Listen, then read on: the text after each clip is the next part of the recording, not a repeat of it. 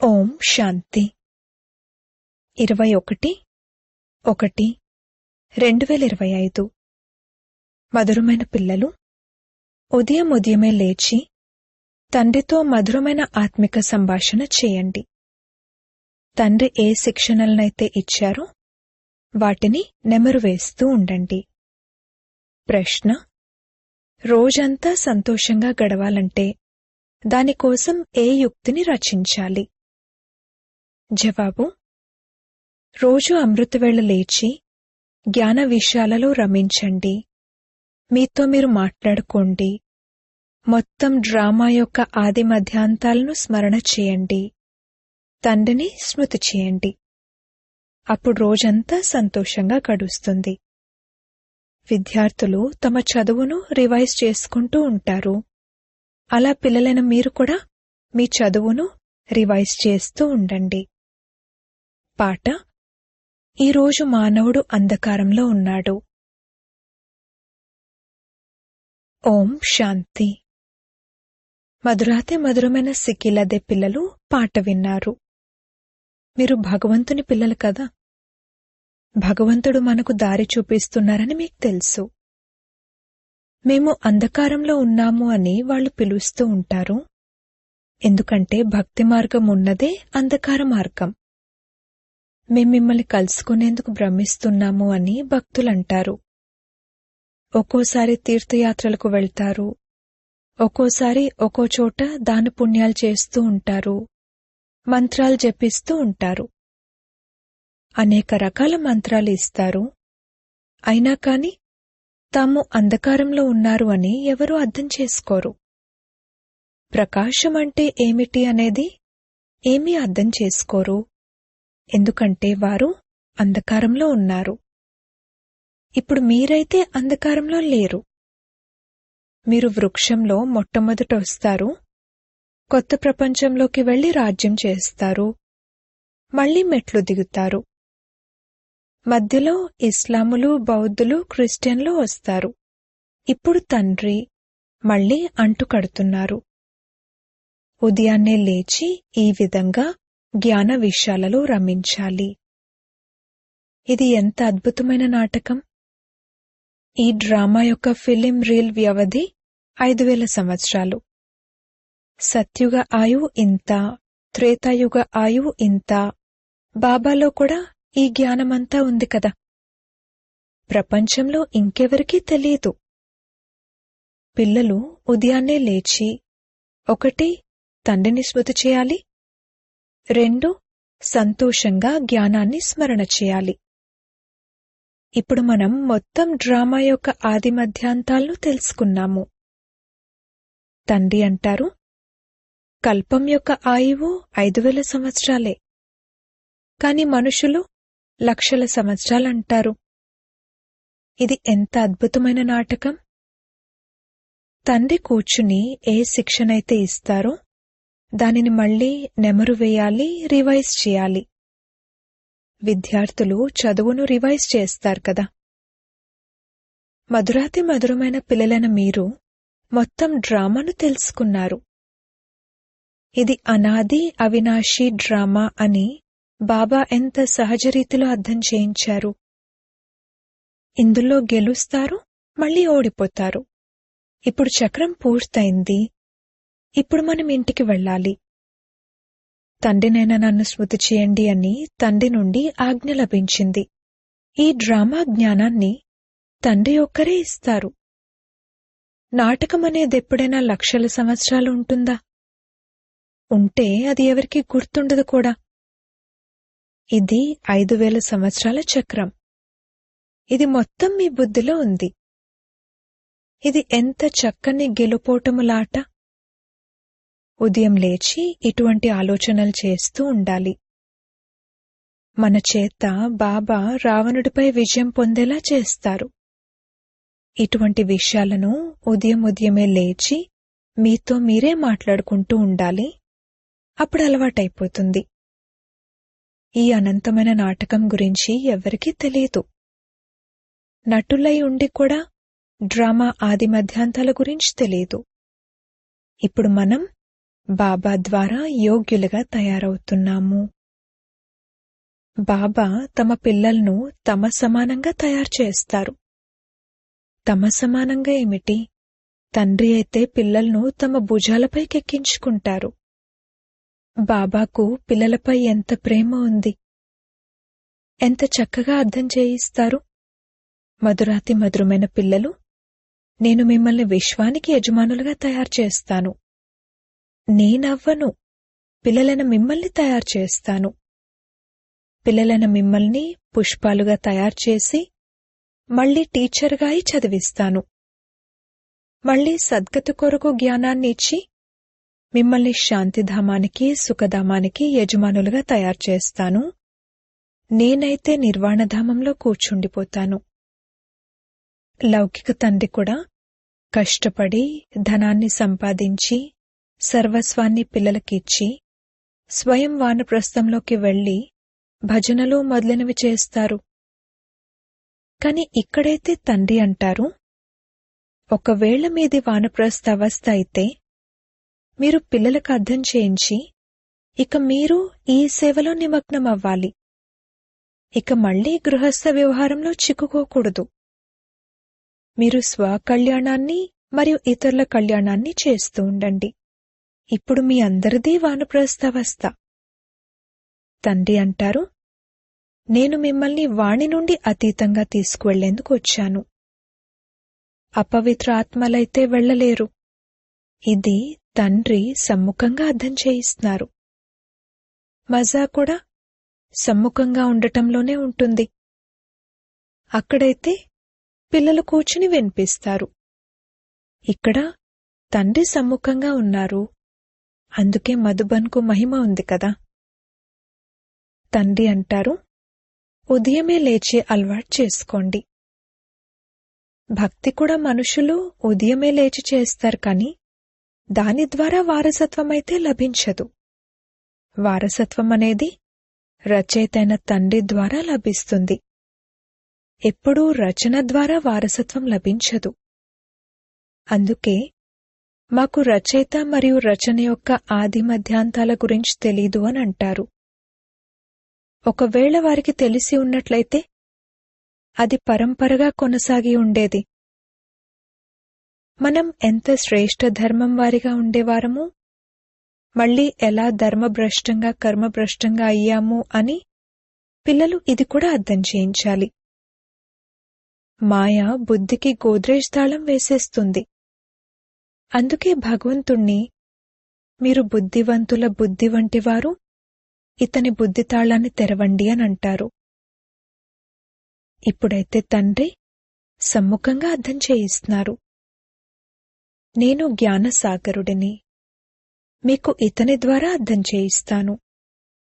ఏ జ్ఞానాన్ని? ఈ సృష్టిచక్రం యొక్క ఆది మధ్యాంతాల జ్ఞానాన్ని ఏ మనుష్యమాతృలు ఇవ్వలేరు. తండ్రి అంటారు, సత్సంగాలు మొదలైన వాటికి వెళ్లడం కన్నా స్కూల్లో చదువుకోవడం మంచిది. చదువు సంపాదనకు ఆధారం. సత్సంగాల్లోనైతే ఏమీ లభించదు. దానపుణ్యాలు చేయడం, ఇది అది చేయడం, కానుకలివ్వడం అంతా ఖర్చే ఖర్చు. ధనాన్ని కూడా సమర్పించడం, తల వంచి నమస్కరించడం, నుదురు అరిగిపోతుంది. ఇప్పుడు పిల్లలైన మీకు ఏ జ్ఞానమైతే లభిస్తుందో దానిని స్మరణ చేసే అలవాటు చేసుకోండి మరియు ఇతరులకు కూడా అర్థం చేయించాలి. తండ్రి అంటారు, ఇప్పుడు మీ ఆత్మపై బృహస్పతి దశ ఉంది. వృక్షపతి అయిన భగవంతుడు మిమ్మల్ని చదివిస్తున్నారు. మీకు ఎంత సంతోషం ఉండాలి. భగవంతుడు చదివించి మనల్ని భగవాన్ భగవతీలుగా చేస్తారు. ఓహో, ఇటువంటి తండ్రిని ఎంతగా స్మృతి చేస్తారో అంతగా వికర్మలు వినాశనమవుతాయి. ఇలా విచారసాగర మంతనం చేసి అలవాటు చేసుకోవాలి. తాతగారు మనకు ఈ తండ్రి ద్వారా వారసత్వాన్ని ఇస్తున్నారు. నేను ఈ రథాన్ని ఆధారంగా తీసుకుంటాను అని వారు స్వయం అంటారు. మీకు జ్ఞానం లభిస్తోంది కదా. జ్ఞానగంగలు జ్ఞానాన్ని వినిపించి పవిత్రంగా తయారు చేస్తారా? లేక గంగా నీరు పవిత్రంగా తయారు చేస్తుందా? ఇప్పుడు తండ్రి అంటారు, పిల్లలు, మీరు భారత్కు సత్యాతి సత్యమైన సేవ చేస్తారు. ఆ సంఘ సేవకులైతే హద్దు సేవ చేస్తారు. ఇది ఆత్మికమైన సత్యమైన సేవ. తండ్రి అర్థం చేయిస్తారు, భగవంతుడు పునర్జన్మ రహితుడని భగవన్వాచ ఉంది. శ్రీకృష్ణుడైతే పూర్తి 84 జన్మలు తీసుకుంటారు. గీతలో వారి పేరు వేశారు, నారాయణుడి పేరెందుకు వేయరు? శ్రీకృష్ణుడే శ్రీనారాయణునిగా అవుతారని కూడా ఎవరికీ తెలీదు. శ్రీకృష్ణుడు రాకుమారుడు. ఆ తర్వాత రాధతో స్వయంవరం జరిగింది. ఇప్పుడు పిల్లలైన మీకు జ్ఞానం లభించింది. శివ్బాబా మనల్ని చదివిస్తున్నారని అర్థం చేసుకుంటారు. వారు తండ్రి కూడా, టీచర్ మరియు సద్గురు కూడా. సద్గతినిస్తారు. ఉన్నతోన్నతమైన భగవంతుడు శివుడే. వారంటారు, నన్ను నిందించేవారు ఉన్నత స్థానాన్ని పొందలేరు. పిల్లలు ఒకవేళ చదవకపోతే టీచర్ పరువు పోతుంది. తండ్రి అంటారు, మీరు నా పరువు పోగొట్టకండి, చదువుతూ ఉండండి. లక్ష్యముద్దేశమైతే ఎదురుగా నిలబడి ఉంది. గురువును నిందించేవారు ఉన్నత స్థానాన్ని పొందలేరు అన్న మాటను ఆ గురువులు తమకు వర్తించేలా చెప్పుకుంటారు. దాంతో మనుషులు భయపడిపోతారు. ఏ శాపమూ ఇవ్వకూడదు అని అనుకుంటారు. గురువు ద్వారా లభించిన మంత్రాన్నే వినిపిస్తూ ఉంటారు. సన్యాసులను మీ ఇంటిని ఎలా వదిలారు అని అడిగితే ఈ వ్యక్త విషయాలను అడక్కండి అని అంటారు. అరే, ఎందుకు చెప్పరు? మీరెవరు అనేది మాకెలా తెలుస్తుంది? తెలివైన బుద్ధి కలవారు ఇలా మాట్లాడతారు. అజ్ఞాన కాలంలో కొందరికి నష ఉంటుంది. స్వామి రామతీర్థుడికి స్వామినారాయణ్ అనే అనన్య శిష్యుడు ఉండేవారు. అతని పుస్తకాలు మొదలైనవి బాబా చదివారు. బాబాకు ఇవన్నీ చదివే అభిరుచి ఉండేది. బాల్యంలో వైరాగ్యం కలుగుతూ ఉండేది. ఆ తర్వాత ఒకసారి సినిమా చూశారు. అంతే, వృత్తి పాడైపోయింది. సాధు వృత్తి మారిపోయింది. ఇప్పుడు తండ్రి అర్థం చేయిస్తున్నారు, ఆ గురువులు మొదలైన వారంతా భక్తి మార్గం వారు. సర్వుల సద్గతిదాతైతే ఒక్కరే. వారినే అందరూ తలుచుకుంటారు. నాకైతే గిరిధర గోపాలుడు తప్ప ఇంకెవ్వరూ లేరు అని పాడతారు కూడా. గిరిధర అని శ్రీకృష్ణుణ్ణి అంటారు. వాస్తవానికి నిందలు ఈ బ్రహ్మ పొందుతారు. శ్రీకృష్ణుని ఆత్మ అంతిమంలో పల్లెటూరి బాలునిగా తమో ప్రధానంగా ఉన్నప్పుడు నిందలు పడ్డారు. వాస్తవానికి ఇతనే శ్రీకృష్ణుని ఆత్మ కదా. పల్లెటూరులో పెరిగారు. దారిలో వెళ్తుండగా బ్రాహ్మణుడు చిక్కుకుపోయారు. అనగా బాబా ప్రవేశించారు. ఆ తర్వాత ఎన్ని నిందలు పడ్డారు. అమెరికా వరకు విషయం వ్యాపించింది. ఇది అద్భుతమైన డ్రామా. ఇప్పుడు మీకు తెలిసింది కావున సంతోషం కలుగుతుంది. ఈ చక్రం ఎలా తిరుగుతుంది అనేది ఇప్పుడు తండ్రి అర్థం చేయిస్తారు. మనం బ్రాహ్మణులుగా ఎలా ఉండేవారము, ఆ తర్వాత దేవతలుగా, క్షత్రియులుగా ఎలా అయ్యాము అనేది అర్థం చేయిస్తారు. ఇది 84 జన్మల చక్రం. ఇదంతా స్మృతిలో ఉంచుకోవాలి. రచయిత మరియు రచనల ఆది మధ్యాంతాలను తెలుసుకోవాలి. వీటి గురించి ఎవరికీ తెలీదు. మేము విశ్వానికి యజమానులుగా అవుతామని పిల్లలైన మీరు భావిస్తారు. ఇందులో కష్టమేమీ లేదు. ఇక్కడ ఆసనాలు మొదలైనవి వేయమని ఎవరూ చెప్పరు. హఠయోగాన్ని ఎంత కఠినంగా నేర్పిస్తారంటే ఇక అడక్కండి. కొందరికైతే మెదడే పాడైపోతుంది. తండ్రి ఎంత సహజంగా సంపాదన చేయిస్తారు. ఇది 21 జన్మల కొరకు సత్యమైన సంపాదన. మీ అరచేతిలో వైకుంఠం ఉంది. తండ్రి పిల్లల కోసం స్వర్గమనే కానుకను తీసుకొస్తారు. ఇలా మనుషులెవ్వరూ అనలేరు, తండ్రే అంటారు. ఇతని ఆత్మ కూడా వింటుంది. పిల్లలు ఉదయాన్నే లేచి ఇలా ఆలోచించాలి. భక్తులు కూడా ఉదయాన్నే ఒక చిన్న సంచిలో చేయి పెట్టి గుప్తంగా మాలను జపిస్తూ ఉంటారు. దానిని గోముఖం అంటారు. దాని లోపల చేయి పెట్టి రామ రామ అనంటూ మాల తిప్పుతారు. వాయిద్యం మోగుతున్నట్లుగా ఉంటుంది. వాస్తవానికి తండ్రిని స్మృతి చేయడమే గుప్తమైన స్మృతి. అజపా జపము నిరంతర స్మృతి అని దీనినే అంటారు. ఇది ఎంత అద్భుతమైన డ్రామా అనే సంతోషం ఉంటుంది. ఇది అనంతమైన నాటకం. ఇది మీ బుద్ధిలో తప్ప ఇంకెవరి బుద్ధిలోనూ లేదు. మీలో కూడా ఇది నంబర్వార్ పురుషార్థానుసారంగా ఉంది. వాస్తవానికిది చాలా సహజం. మనల్నైతే ఇప్పుడు భగవంతుడు చదివేస్తున్నారు. కేవలం వారినే స్మృతి చేయాలి. వారసత్వం కూడా వారి నుండే లభిస్తుంది. ఈ బాబా అయితే తక్షణమే అంతా వదిలేశారు. ఎందుకంటే మధ్యలో బాబా ప్రవేశించారు కదా. సర్వస్వాన్ని ఈ మాతలకు అర్పించారు. ఇంత పెద్ద స్థాపన చేయాలి కావున సర్వస్వాన్ని ఈ సేవలో పెట్టండి అని తండ్రి అన్నారు. ఒక్క పైసా కూడా ఎవరికి ఇవ్వకూడదు. అంతగా నష్టోమోహులుగా ఉండాలి. ఇది చాలా ఉన్నతమైన గమ్యం. మీరాబాయ్ లోక మర్యాదలను, వికారి కుల మర్యాదలను వదిలేశారు కావున ఆమె పేరు ఎంత ప్రఖ్యాతి చెందింది. ఈ కన్యలు కూడా మేం వివాహం చేసుకోము అని అంటారు.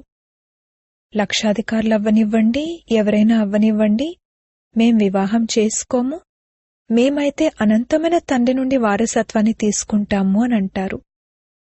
ఇటువంటి నష ఎక్కాలి. పిల్లలను అనంతమైన తండ్రి కూర్చుని అలంకరిస్తారు. ఇందులో ధనం మొదలైన వాటి అవసరం కూడా లేదు. వివాహానికి ముందు వనవాహంలో కూర్చోబెడతారు. చినిగిపోయిన పాత బట్టలు వేయిస్తారు. మళ్లీ వివాహం తర్వాత కొత్త బట్టలు, నగలు మొదలైనవి వేయిస్తారు. ఈ తండ్రి అంటారు, నేను మిమ్మల్ని జ్ఞానరత్నాలతో అలంకరిస్తున్నాను. తర్వాత మీరు ఈ లక్ష్మీనారాయణలుగా అవుతారు. ఇలా ఇంకెవ్వరూ అనలేరు. తండ్రే వచ్చి పవిత్ర ప్రవృత్తి మార్గాన్ని స్థాపన చేస్తారు. అందుకే విష్ణువు కూడా 4 భుజాలు చూపిస్తారు. శంకరునితో పాటు పార్వతిని, బ్రహ్మతో పాటు సరస్వతిని చూపించారు. ఇప్పుడు బ్రహ్మకు పత్ని ఎవరూ లేరు. ఇతను తండ్రికి చెందినవారిగా అయిపోయారు. ఇవి ఎంత అద్భుతమైన విషయాలు. తల్లి తండ్రి అయితే వీరే కదా. ఇతను ప్రజాపిత కూడా. మళ్లీ ఇతని ద్వారా తండ్రి రచిస్తున్నారు కావున ఇతను తల్లి కూడా అవుతారు. సరస్వతి బ్రహ్మకు కుమార్తెగా పిలువబడతారు. ఈ విషయాలన్నింటినీ తండ్రి కూర్చుని అర్థం చేయిస్తారు. ఏ విధంగా బాబా ఉదయాన్నే లేచి విచారసాగర మంథనం చేస్తారో అలా పిల్లలు కూడా ఫాలో చేయాలి. పిల్లలైన మీకు తెలుసు, ఈ గెలుపోటముల అద్భుతమైన ఆట తయారు చేయబడి ఉంది. దీన్ని చూసి సంతోషం కలుగుతుందే కాని ద్వేషం కలగదు. మనం మొత్తం డ్రామా ఆది మధ్యాంతాలను తెలుసుకున్నాం కావున ద్వేషమన్న మాటే లేదు అని మనం భావిస్తాము. పిల్లలైన మీరు కష్టపడాలి కూడా. గృహస్థ వ్యవహారంలో ఉండాలి. పావనంగా తయారయ్యే బాధ్యతను తీసుకోవాలి. యుగళులమైన మేము కలిసి ఉంటూ పవిత్ర ప్రపంచానికి యజమానులుగా అవుతాము. అయితే కొందరు ఫెయిల్ కూడా అవుతారు. బాబా చేతిలో శాస్త్రాలు మొదలైనవేవీ లేవు. నేను బ్రహ్మ ద్వారా మీకు సర్వవేద శాస్త్రాల సారాన్ని వినిపిస్తాను అని శివబాబా చెప్తున్నారు, శ్రీకృష్ణుడు కాదు. ఎంత తేడా ఉంది. అచ్చా, మధురాతి మధురమైన సిక్కిలదే పిల్లలకు మాతాపితా బాప్దాదాల ప్రియ స్మృతులు మరియు గుడ్ మార్నింగ్. ఆత్మిక పిల్లలకు ఆత్మిక తండ్రి నమస్తే. ధారణ కొరకు ముఖ్య సారము. మొదటి పాయింట్, చదువుపై పూర్తి శ్రద్ధ పెట్టాలి. తండ్రి, టీచర్ మరియు సద్గురువుకు నింద తీసుకొచ్చే కర్మలేవీ జరగకూడదు. పరువు పోగొట్టే పనులేవీ చేయకూడదు. రెండవ పాయింట్, విచారసాగర మంతనం చేసే అలవాటు చేసుకోవాలి. తండ్రి నుండి ఏ జ్ఞానమైతే లభించిందో దానిని స్మరిస్తూ అనంతమైన సంతోషంలో ఉండాలి. ఎవరినీ ద్వేషించకూడదు. వరదానము. సంపూర్ణత యొక్క ప్రకాశం ద్వారా అజ్ఞానమనే పరదాను తొలగించే సర్చ్ లైట్ భవ. ఇప్పుడు ప్రత్యక్షతా సమయం సమీపంగా వస్తుంది. అందుకే అంతర్ముఖిగా అయి గుహ్యమైన అనుభవాలనే రత్నాలతో స్వయాన్ని సంపన్నంగా చేసుకోండి. ఎటువంటి సర్చ్ లైట్గా అవ్వండంటే మీ సంపూర్ణత యొక్క ప్రకాశంతో అజ్ఞానమనే పరదా తొలగిపోవాలి. ఎందుకంటే ధరిత్రి సితార్లైన మీరు ఈ విశ్వాన్ని అలజడి నుండి రక్షించి సుఖమయ ప్రపంచాన్ని, స్వర్ణిమ ప్రపంచాన్ని తయారు చేసేవారు. పురుషోత్తమ ఆత్మలైన మీరు విశ్వానికి సుఖశాంతులనే శ్వాసను అందించేందుకు నిమిత్తులు. స్లోగన్. మాయా మరియు ప్రకృతి యొక్క ఆకర్షణ నుండి దూరంగా ఉన్నట్లయితే సదా హర్షితంగా ఉంటారు. మీ శక్తిశాలి మనసా ద్వారా సకాషిచ్చే సేవ చేయండి. ఎప్పుడైతే మనసుకు సదా శుభభావనను మరియు శుభమైన ఆశీర్వాదాలను ఇచ్చే న్యాచురల్ అభ్యాసం ఉంటుందో అప్పుడు మీ మనసు బిజీ అయిపోతుంది. మనసులో ఏదైతే అలజడి కలుగుతుందో దాని నుండి స్వతహాగానే దూరమైపోతారు. మీ పురుషార్థంలో అప్పుడప్పుడు ఏదైతే నిరాశపడుతూ ఉంటారో అలా అవ్వరు. మ్యాజిక్ మంత్రం వేసినట్లవుతుంది. ఓం శాంతి.